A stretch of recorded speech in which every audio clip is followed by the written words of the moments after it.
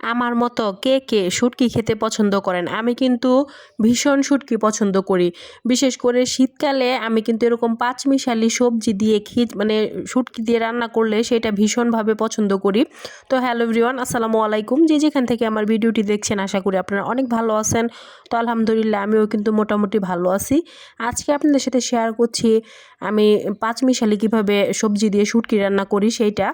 তো পাঁচমিশালি সবজি বলতে এখানে দেখতে পাচ্ছেন লাউ শাকের যে ডাঁটা সেইটা, সিম, তারপরে কাঁচা টমেটো, আলু সব কিছু দিয়ে আমি আজকে শুটকি রান্না করব। আর এখানে শুটকিটা নিয়ে নিয়েছি ফেফি শুটকি। ফেফি শুটকি কি আপনারা কেউ চিনেন? ফেফি শুটকি কি কিন্তু অনেকে ফেওয়া শুটকিও বলে।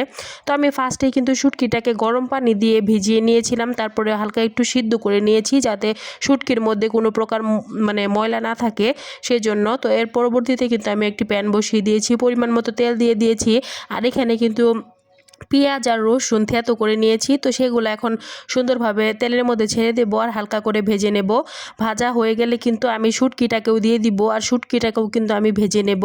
তো শুটকিটা ভাজলে কি হবে, মানে শুটকির যে সুন্দর একটা স্মেল আছে সেইটা বের হবে ভাজার সময় আর কি।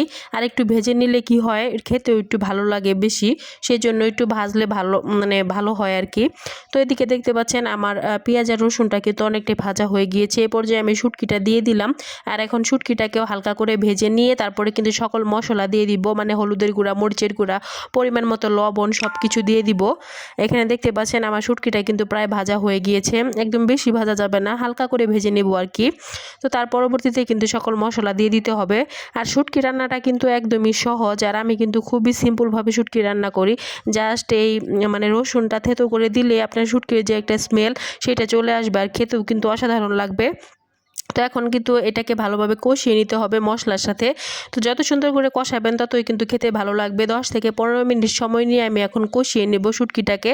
আর শুটকিটা কষানো হয়ে গেলেই কিন্তু আমি সবজিগুলাকে ঢেলে দেব। তো সবজিগুলাকে কিন্তু কেটে নেওয়ার পর আমি খুব ভালোভাবে ধুয়ে নিয়েছি, যেহেতু লাউ শাকের মধ্যে কিন্তু প্রচুর পরিমাণে মানে বালু ধুলা থাকে, সেজন্য কিন্তু ভালোভাবে আমি ধুয়ে নিয়েছিলাম। তো এদিকে কিন্তু আমার শুটকিটা সুন্দরভাবে কষানো হয়ে গিয়েছে, এখন আমি সবজিটাকে দিয়ে দিব। শীতকালে এইভাবে শুটকি রান্না করলে কিন্তু সকালবেলা, বিশেষ করে সকালবেলা খেতে বেশি ভালো লাগে। আর লাউ শাক দিয়ে শুটকি রান্না করলে আমার কাছে কেন জানি একটু বেশি টেস্ট হয়। এর আগেও আমি বেশ কয়েকবার রান্না করছিলাম লাউ শাক দিয়ে। তো লাউ শাক দিয়ে শুটকি বা মাছ যেটাই রান্না করেন না কেন খেতে একটু বেশি ভালো লাগে। এছাড়া আমার কাছে লাউ শাকটাও কিন্তু খুবই ভালো লাগে। তো এই পর্যায়ে কিন্তু আমার শুটকিটা কষানো হয়ে যাওয়ার পরে আমি কিন্তু তরকারিটাও দিয়ে দিলাম। এখন তরকারিটাও ভালোভাবে কষিয়ে নেব। তরকারিটা ভালোভাবে কষাতে হবে 10 থেকে 15 মিনিট টাইম নিয়ে। যেহেতু কাঁচা টমেটো আছে, তো কাঁচা টমেটোটা একটু সিদ্ধ হতে সময় লাগে, যার কারণে একটু ভালোভাবে কষাতে হবে। আর যে শাকের যে ডাঁটাটা আছে সেটা কিন্তু বেশি মজা লাগে খেতে। বিশেষ করে শুটকির তরকারিতে আমরা ছোটোবেলা থেকে শুটকি খেয়ে খুবই মানে মানে শুটকি খাইতে খুবই পছন্দ করি, যার কারণে কিন্তু শুটকি সবসময় খাওয়া হয়। তো শুটকি আপনারা কারা কারা আসলে পছন্দ করেন অবশ্যই জানাবেন, আর কার কাছে ভালো লাগে না সেটাও জানাবেন। তো আমার শুটকিটা দেখতে পাচ্ছেন প্রায় হয়ে গিয়েছে, এই যে ফাইনাল লুক। শুটকির কালারটা কিন্তু একদমই চেঞ্জ হয়ে গেছে, একদম মাখো মাখো। তো আজকের ভিডিওটি কেমন লাগলো অবশ্যই কমেন্ট করে জানাবেন। আর সবাই ভালো থাকবেন, সুস্থ থাকবেন। আল্লাহ হাফেজ।